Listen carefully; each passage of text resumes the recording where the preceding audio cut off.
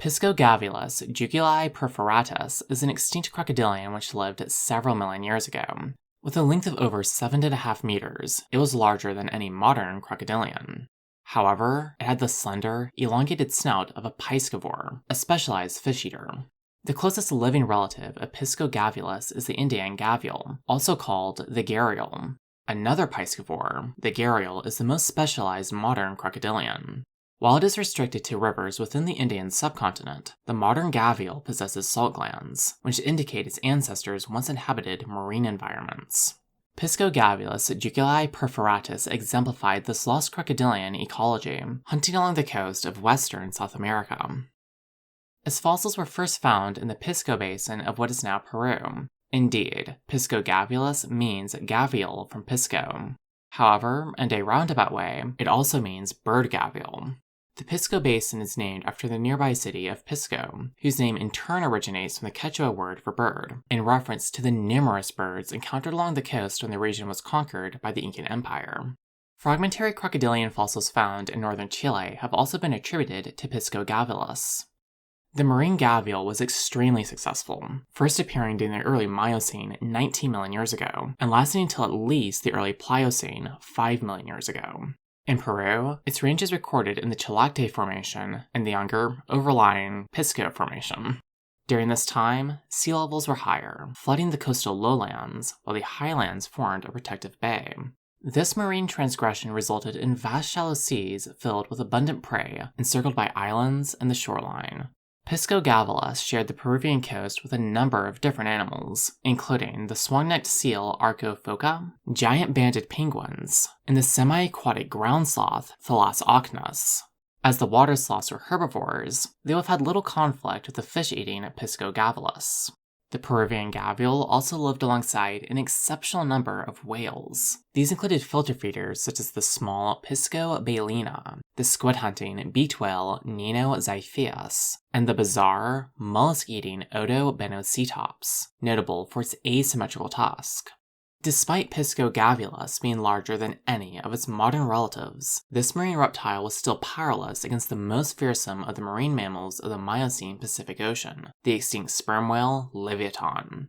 During the Miocene epoch, the seas were also prowled by the giant shark Megalodon. Fortunately for Piscogavialis, these massive predators rarely ventured out from the open ocean. A more common threat was a small sperm whale, Archophyester, which despite its smaller size, was a large prey specialist. Piscogavialis jugaliperforatus was not the only crocodilian native to the Pacific coast of South America. It coexisted with a smaller species named Sacacosuchus. It belonged to Gavialidae, the same branch of Crocodilia as the gharial and Piscogavialis. Gavialids were once very successful, but their diversity has severely contracted in the last few million years compared to that of the crocodiles, alligators, and caimans. The only living gavialid besides the gharial is Tomastoma, also known as the false gharial and Malayan gharial. While elongated, the snout of Tomastoma is wider than that of the gavial, allowing it to hunt larger, terrestrial prey. Even though it was more closely related to the gharial, Sacacosuchus' snout had more in common with the false gharial, suggesting it also had a more generalist diet. In contrast, Piscogavialis' jaws were even longer and thinner than those of the modern gharial, implying it was an even more specialized piscivore. As such, Sacacosuchus was the more dangerous of the two, despite being only half the length of Piscogavialis. This niche partitioning allowed for their coexistence. They lived alongside a third species of crocodilian, the recently discovered Piscogavialis labyrinthuensis. While broadly similar to Piscogavialis jugaliperforatus, this second species of Piscogavialis was smaller and possesses features otherwise correlated with a freshwater ecology and other gavialids. Thus, the two species of Piscogavialis may have avoided competition with each other in part by inhabiting different environments rather than hunting different prey. Further inland, the wetlands of South America were home to a dazzling array of crocodilians. Most of these were caimans, but a few belonged to Gryposuchinae, Piscogavialis' branch of Gavialidae. While all gavialids had elongated snouts, Gryposuchines were some of the closest relatives of the gharial and shared its extreme piscivorous specializations.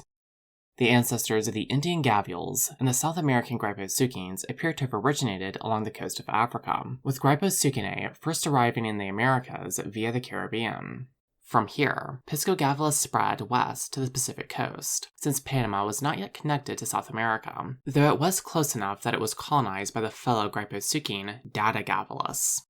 Some Gryposuchinines, such as Icanogavialis, remained in the Caribbean and retained their marine ecology, but others spread into the Proto-Amazonian wetlands. The Miocene was the high point of Crocodilia's diversity, and the vast wetlands of South America were home to more crocodilian species than anywhere else on Earth. Between this ideal habitat and the coast, Gryposuchinae quickly became the most diverse branch of Gavialidae. The most successful of the freshwater Gryposuchines was the namesake genus Gryposuchus. All species of Gryposuchus were even larger than Piscogavialis, reaching a length of 10 meters.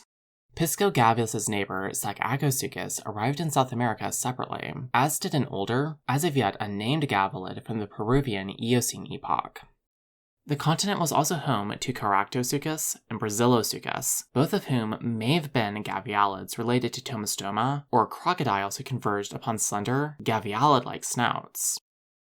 Though unable to subdue and dispatch larger animals as in Tomastoma, the same traits that weakened the jaws of Piscogavialis and the gharial are also responsible for them being such successful piscivores. Compared to the broader jaws of most other crocodilians, the elongated snout of the gavial is able to close faster and is more hydrodynamic, allowing for the rapid strikes needed to catch small, slippery prey. The greater length of the snout also allows it to catch prey from farther away and with greater precision. The teeth of the gharial and its extinct relatives are thinner than those of other extant crocodilians, making them better adapted for grasping instead of crushing. The teeth located at the bulbous tip of the snout are longer than the rest, serving as the perfect fish trap. Since the snout of Piscogavialis was even longer than that of the gharial, it can be inferred it was an even more specialized piscivore than any modern crocodilian. The eyes of crocodilians are located higher on their skulls than those of their terrestrial ancestors, which allows them to see above the water without revealing most of their bodies to potential prey. Those of gharials are placed further apart and outright protrude above the skull. The orbits of Piscogavialis jugaliperforatus are instead more like those of Tomastoma and the rest of Crocodilia, a condition true of other coastal gavialids. However, the orbits of Piscogavialis labyrinthensis are upturned, though not to the same extent as the gharial. They are also round, the same shape as in the modern Indian gavial, whereas those of Piscogavialis jugaliperforatus are elongated, closer in shape to most other crocodilians. Another branch of South American Gryposuchines, the genus Gryposuchus, independently evolved upturned, gharial-like eyes. Like their smaller extant cousins, these giant gavialids primarily inhabited freshwater rivers. However, the orbits of the oldest species, Gryposuchus pacacamui, were intermediate between the shape of the gharial and the standard crocodilian condition. It dwelled in a massive lake rather than rivers. This implies different hunting habits between the extinct coastal gavialids such as Piscogavialis and freshwater piscivores such as the modern gharial. Though without a living analog, the details of how Piscogavialis jugaliperforatus' ecology differed from its Indian cousin can currently only be speculated upon.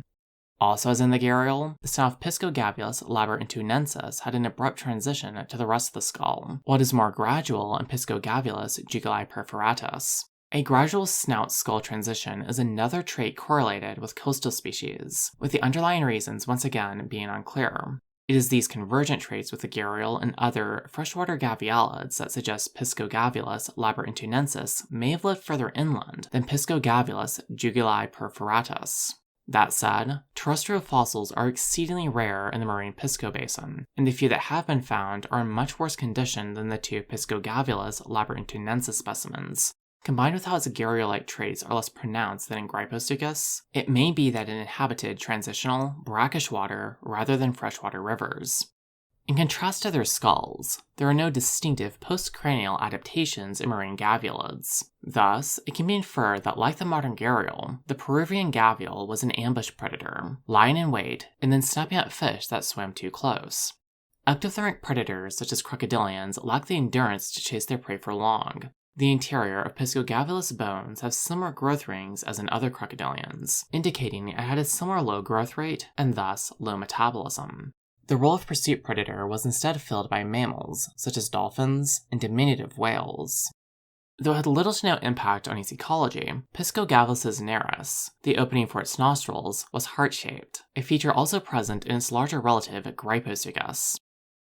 Though absent in today's oceans, the first gavialids had a marine ecology similar to that of Piscogavilis. Indeed, even before the first gavialid, this niche independently emerged in a number of extinct relatives of crocodilians. Among these were the Dirosaurids. The first Dirosaurids appeared during the late Cretaceous, the last chapter of the Age of Dinosaurs, and were close relatives of the supercroc Sarcosuchus. Unlike the dinosaur killer, the Dirosaurids continued to thrive during the early Cenozoic era. The same was true of the Thoracosaurs. Different studies disagree as to whether Thoracosaurs were close relatives of the true crocodilians, who converged upon a gavialid-like morphology and lifestyle, or if they were in fact the earliest gavialids. More distantly related marine piscivores were the Thalattoseuchians, which lived during the Jurassic and early Cretaceous periods. Though many Thalattoseuchians were ecologically similar to Piscogavilis, some were instead adapted to hunt in the deep ocean or freshwater environments, and some larger species shifted from hunting fish and squid to other marine reptiles. One major branch called Metrioranchidae even became fully aquatic and were more active than modern crocodilians.